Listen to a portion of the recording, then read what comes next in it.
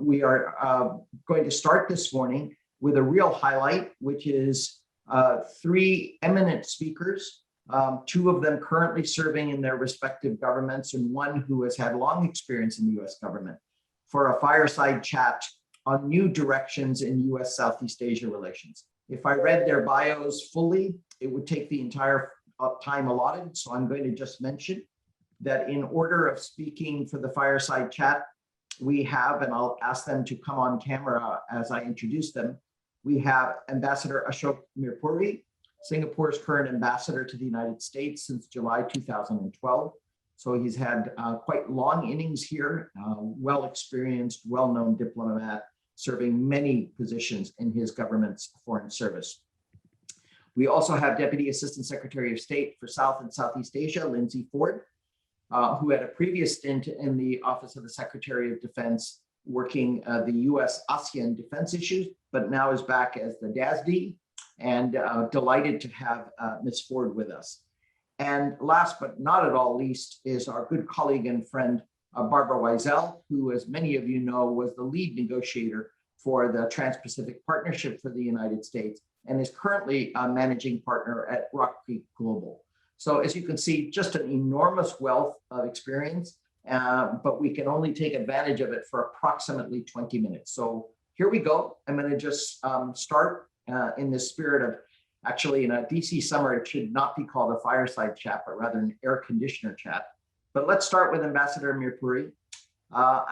As you know, the Biden administration has had two major Asia interactions in Washington, two summits with Japan and the ROK leaders respectively, as well as a Quad leaders meeting.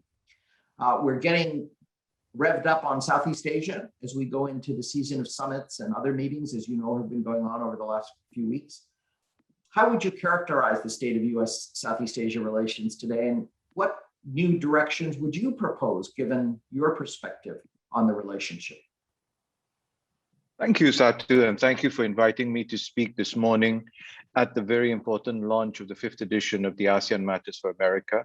And I congratulate USABC together with East-West Center and the Yusof Ishak Institute from Singapore for putting this together. It's been an essential resource every time I travel outside Washington, DC, to tell people how the relationship is between ASEAN and the United States. So I really find it a useful sort of summary of everything going on. Now, looking at the Biden administration, I think everyone on this chat would know that the US has always been a key partner for ASEAN.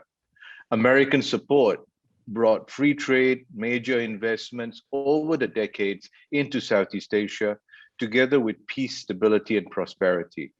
And the whole region has been a beneficiary of American engagement with the region. Now, the Biden administration has stepped this up a notch. As you mentioned, they have engaged the first leaders to come to Washington, DC, were from the Asia Pacific, Prime Minister Suga and President Moon, as well as the Quad Leaders Summit that they did virtually. And there's ongoing engagement. As you mentioned, Secretary Austin is on the way to Singapore next week, and there will be more meetings and visits over the course of the next few months. I think what has been important in terms of what the United States want to do with the region, we really have to focus on 2 or 3 different areas as we go ahead. This administration has started on some of these areas, and I congratulate them for what they have done domestically in the US. But I think 3 key areas will be important, particularly as we deal coming out of the pandemic. First, obviously, is vaccines, dealing with COVID and vaccines. There has been an initial start for what the administration has been offering to Southeast Asia and Southeast Asian countries. I think more needs to be done. Alex mentioned the urgency in some of the Southeast Asian countries. It has been the defining crisis of our generation. And where the US can come in and help, I think that would be very critical. And not just the US, but working with other partners in the region as well as from outside the region. So sending those vaccines there, and then to start thinking, once we get out of the pandemic, what is the post-economic recovery that needs to be done? Because this has set back our economies by a generation at least. And we need to think about how we get movement and back on. Following from dealing with COVID, the next area is really about digitalization and cybersecurity. The pandemic has shown how important e-commerce is, how important the digital world is. And I think the United States can lead the way in working with the region and setting standards about cybersecurity, about the digital economy. You have in ASEAN a growing digital market. And whatever that can be done as the economies come out, looking at the digital future will be important. And working with countries like Singapore, say in cyber policy dialogues, which we have set up. There's an ASEAN Singapore Cybersecurity Center of Excellence, which the US has worked at. So COVID, cyber, and the third area is really a longer term concern, but has to be dealt with immediately, is climate change. The administration has put climate change at the top of its agenda here in the United States and what they want to do in the world. Southeast Asian countries are very vulnerable to what is happening on climate change. If we don't get started today, I think we're going to lose ground. Prime Minister Lee Hsien Loong of Singapore was invited by President Biden to speak at the Leaders Summit on climate, and he spoke on some of the areas of innovation. So really some areas in which the three sort of areas I think we should focus on is COVID, cyber, and climate. And that I think will give a good agenda for what this administration wants to do moving ahead. Thank you. Ambassador, can I just follow up one question? Could we have a word from you, given that, as you mentioned, and I didn't want to preempt Dasty Ford's comments on the Secretary of Defense's visit, but since he has announced publicly that he's going to visit Singapore, quite apart from the three general issues that you raised for all of Southeast Asia, could I ask you to say a word about what you are expecting for the US-Singapore relationship on the SecDef's visit from a Singaporean perspective, given your recent renewal of the 5 agreements that we have in our strategic framework agreement and related matters? Please, just to follow up. Thank you. Well, we've had a long-standing defense relationship with the United States, one that dates back to 1990 and takes a long-term view of this. We extended that engagement to 2035 when the Prime Minister met President Trump in New York 2 years ago.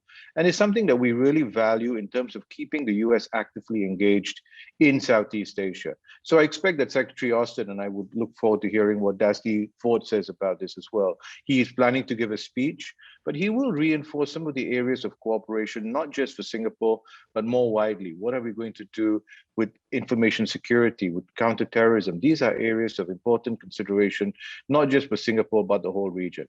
So we are looking forward to the visit. It'll be the first cabinet secretary from the United States visiting the ASEAN countries. And I think that it is an important signal of how ASEAN plays in the US administration's agenda. Thank you, Ambassador Mirpuri. We're all looking forward to the Secretary's visit and his remarks. And that's a perfect segue into Deputy Assistant Secretary of Defense, Lindsey Ford. Lindsey, thanks so much for joining us this morning. And over to you. I wanted to sort of build on this segue. He's announced the planned trip. What priorities can we expect at the Fullerton speech? As you know, he's going to give the major address there, first cabinet member of the Biden administration to do so. And particularly, you know, the Defense Department, as you know, has identified the Indo-Pacific theater as its primary theater. The Secretary's comments have spoken about the pacing threat and strategic competition and integrated deterrence. How will this play into the Secretary's visits? Over to you. Thanks, Satu. And thank you to you and Alex.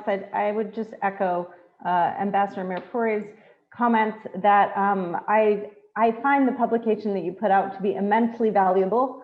I am also constantly surprised. I see the data points, and even as somebody who follows the region closely, I'm always amazed when I see stuff that I didn't know. And you look at the numbers, and they're incredibly impressive. So I really appreciate the work that you guys do, and so thanks for having me here. I guess to your point, yes, the Secretary is headed out to the region next week. Singapore, the Philippines, and Vietnam. We're very excited about this trip. It's his second to Asia, but his first to Southeast Asia, and he'll be the first cabinet official from the Biden administration to head out to Southeast Asia. We had obviously hoped to be there slightly sooner, but after the unfortunate cancellation of the Shangri-La dialogue, are getting back to the region as soon as we can. So we're really happy to be doing this, and we're really happy for the opportunity for the Secretary to offer some remarks when he's in the region. I think in terms of our priorities and what you're going to hear from the Secretary, I would just highlight three things. I think there's a decent amount of overlap with the comments that you heard from Ambassador Mirpuri, so that makes me feel better that we're not totally off base, hopefully. But I think our emphasis is going to be on a few things that really, I think, where the United States has a shared interest with our partners is in seeing a region that is resilient, that is open and secure. And I think those are the top things that we're focused on. Resilience. Resilience really has to do with the ability of an individual, of a region to withstand adversity and to have the ability to bounce back. And as the ambassador said, I think we're all very cognizant that we're in a moment where we have been facing a historic crisis, still are, and that the United States sees our role as working with partners to ensure that everyone has the tools that they need to come back from this crisis as strong as possible. So the administration has certainly been very focused on trying to share vaccines with the region. The president has made announcements on the global efforts that we are making, but there are ones that are very specific to Asia as well. So you know, there is a quad vaccine initiative that will help with production and sharing of vaccines specifically in the Asia Pacific region. We've also been working through COVAX, and just in the last couple months, you know, have seen over 10 million doses of vaccines going specifically into the region. And there will be more to come. For the Department of Defense, obviously, vaccine production is not what we do, but we're working together with partners, and the Secretary will talk about this, to look at areas where we can assist with logistics, with training, you know, to really capitalize on the unique roles that militaries have to help provide some of these public goods. So resilience is really, I think, the first priority for us in showing up for our partners in a moment where it really counts. Second is openness. And here, I think in particular, we're very focused on the fact that, as you said, the openness of Southeast Asia is something that has benefited the United States tremendously over decades. It's something on which our own security and prosperity relies, and something I think that's incredibly important for Southeast Asia and its own prosperity as well. So in particular, I think we've been concerned about recent events in places like the South China Sea, as well as in cyberspace, where the openness that all of us benefit from has been challenged. And for the Department of Defense, I think we want to talk with partners about how we ensure that there are fair and equitable rules of the road for how we operate in the maritime domain and how we operate in cyberspace. And that's something we're going to be talking closely with partners about, as well as ensuring that they have the capabilities that they need to make sure that we're all playing by, I guess, a level playing field. And then finally, security. You mentioned that the Secretary has talked about integrated deterrence. I know that that can sort of raise questions sometimes as to what is that? What does it mean? In simple terms, his emphasis is on saying that militaries exist so that hopefully we have the kinds of capabilities that we need to let diplomacy do its work, and to allow countries to focus on prosperity and the advancement and well-being of their people. So when he says integrated, I think one thing he is very cognizant of is that we want to be talking with partners about how we ensure that the work we do on the defense side supports the work that is done on the diplomatic and economic side. That we recognize that a lot of the security challenges we face cross civilian and military lines, problems like military militia, problems that we see in cyberspace. It's not a neat sort of defense lane, and so we want to support the other elements of the interagency there. And then also, you know, thinking about how we work together with partners to meet their security needs. So I know there's sometimes a concern that this is about the US and China, but we want to talk about a deterrence in a way that recognizes that the broader emphasis is on stability, and whether that is dealing with climate change, whether that is dealing with violent extremism, there are a lot of kinds of threats and challenges that we want to work alongside partners to deter, to maintain the stability that we've enjoyed in the region for decades. I'll stop there. Thanks, Satu.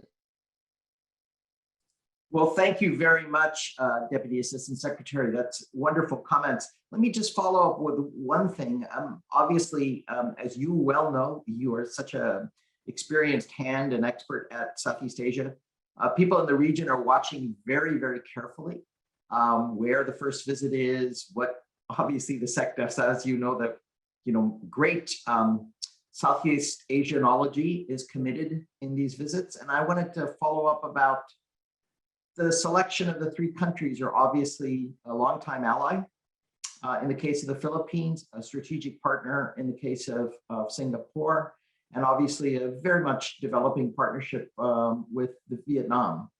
Can you say a little bit in this public setting about posture and access issues and how that is going to be framed in the Fullerton speech that has been highlighted as a speech about partnership, and you mentioned that word. How do you think that element will be dealt with in terms of our posture forward? Sure, thank you. Well, I know that there's always interest in where you stop and why. I think, as you said, Satu, the three countries where we're going, I think, demonstrate the breadth and the range of the relationships that we have in Southeast Asia. From a longstanding ally in the Philippines, a close partner like Singapore that has really enabled a lot of our forward presence for decades, and Vietnam, which is a relationship that has been newer on the security side, but I think we view as very important in the future. In terms of forward presence, the department certainly is cognizant of the fact that our forward presence has been something that has not only enabled our own security, but has brought stability to the region for a long time. And we're focused on sustaining that presence and, I think looking at ways to enhance it in the future. Singapore has been one of our closest partners in ensuring that the United States can be forward and present in the region. And I think that you will hear the Secretary emphasize not just our commitment to stay forward in the region, but in thinking about ways that as we are present and forward in the region, we can increasingly operate with partners collectively in a networked way. Partners in Southeast Asia and across the region. So it's not simply about the United States being there, but what we do alongside our allies and partners when we are there. Well, thank you so much, Deputy Assistant Secretary Ford. I really appreciate you taking the time, and I know you have a very busy schedule this morning, so thank you. And I know you may have to log off when you are called away. In any case, with great pleasure now to turn to Ms. Barbara Weisel. Many of you know, I've already introduced her. I want to go straight to the question. Barbara, quite apart from all of these wonderful relationships and the defense and security side, Ambassador Mirpuri flagged the economic recovery. Post-pandemic economic recovery is going to be on everyone's minds. Huge issue for the world, certainly Southeast Asia. Southeast Asia has moved ahead with RCEP, moved ahead. Some member countries of ASEAN have moved ahead with CPTPP. US is not a party to either. China has naturally become a major economic factor globally, but certainly in Southeast Asia. How would you assess the current state of US Southeast Asia commercial ties, including trade and investment? And what should we prioritize now? Ambassador Mirpuri mentioned digital trade. But in addition to that, what else? What else should we be doing? What should the administration be thinking about? Well, thanks, Satu, and thanks, Alex. I too am very delighted to be part of today's event and have myself been a long fan of ASEAN Matters for America. When I was in the government, I found this publication extremely useful in educating policymakers. As Steve Ford just said, people are always surprised about the statistics that are in there and the significance of the relationship broadly. And I think there's no better way to show it than a small document like that that really just focuses clearly in on underscoring that value. So we're looking forward to seeing the update. On your question on the relationship and where things stand, I guess what I would say is that the US trade and investment relationship remains strong, notwithstanding the fact that the US is not part of either of the emerging economic architectures in the region.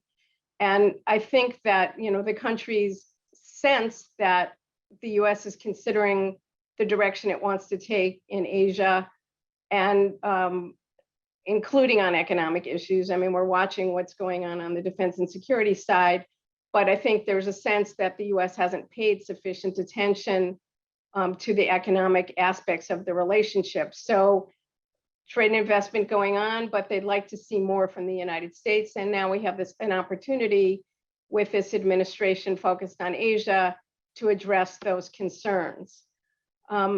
I wanted to provide some thoughts on that, and I will agree wholeheartedly with Ambassador Mirpuri's comments. And I wanted to add a few other points that I think are aligned with the priorities that Kurt Campbell has laid out for the region. And the first is just engagement, enhancing engagement with the region. Lots of people talk about just getting ourselves out there and being there. I think it would be really useful to convene a US-ASEAN economic forum. There were meetings like this during the Obama administration. People remember the Sunnyland Summit. I think this would be a really appropriate time to look at doing that, if not across the relationship, certainly on the economic side, and bringing very, very senior level cabinet officials and other senior officials together to talk about areas that we can be working together. And I'm talking here about the Development Finance Corporation, XM, Small Business Administration, and USTDA alongside Commerce, USTR, and others, but to just have a high-level summit to talk about the relationship, and maybe even alongside of it, have a business element to that, so that senior business leaders can connect with government officials to talk about how they can contribute to the joint agenda. As part of that, I think it would be useful to discuss the Trade and Investment Framework Agreement. I know that those discussions have been going on, but it's an important time to have a framework for economic engagement, and that framework is out there. It's time to rejuvenate it. It could be part of discussions between the US and senior level officials. I agree completely with Ambassador Mirpuri on the importance of the digital transformation and focus on the digital economy. He mentioned some areas where there could be work. The US, as you've seen in the press, is at least considering the possibility of a US-Asia digital trade agreement. And I assume that would include Singapore as well as potentially other countries in Southeast Asia and around the region. But as that consideration goes underway, I think the US and ASEAN can continue to discuss other digital governance issues that affect all of them, and that would allow for greater interoperability of their systems, common principles on things like privacy that can be discussed among all of the countries, even if they're not party to a trade agreement. Many of the countries in ASEAN are part of the APEC cross-border privacy regime. Not all of the ASEANs are APEC members, so not party to that, but they could extend the APEC regime to include them and to make sure that there's just common approaches to digital issues across the region. Another priority that was mentioned was climate. I think there is work already on clean energy. I think that work can be stepped up, and some efforts on a US-ASEAN clean energy partnership could be pursued. And a final area that I just want to mention is on supply chain. There is a lot of discussion going on supply chains between the United States and many different partners. ASEAN is not among them, but there is work to be done with ASEAN partners on how to build trusted supply chains. And I think we shouldn't leave ASEAN out of those discussions. We should find a way to engage with them on areas of common interest. Let me stop there. Barbara, thank you so much for that terrific roadmap on the economic part of our relationship. There's so much more we could pull the thread on, WTO reform. Supply chain is really important. I know that countries in the region I've been speaking with do want to talk about that and want to work with the US on that. So I wish we had the time, but I realize our next speaker has also a very hard stop this morning. So let me just say thank you, Ambassador Mirpuri. Thank you, Deputy Assistant Secretary of Defense for South and Southeast Asia, Lindsey Ford, and Ms. Barbara Weisel for your absolutely terrific air conditioner chat this morning. I know you've given us a lot of guidance on the next new directions and next steps in U.S. Southeast Asia relations.